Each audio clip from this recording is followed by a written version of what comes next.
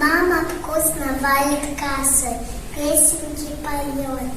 Мама место напинает и конфетку мне дает.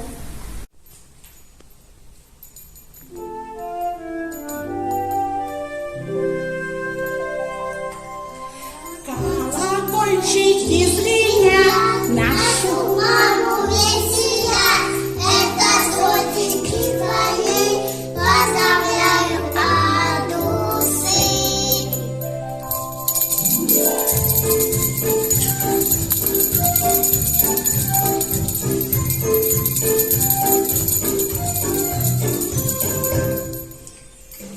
теперь ложечки стучат, нашу маму веселят.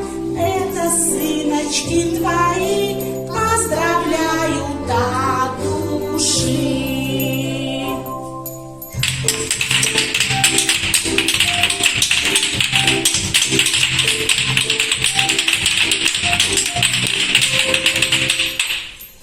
Вместе мы сейчас сыграем и мамулю поздравляем, потому что малыши любят маму от души.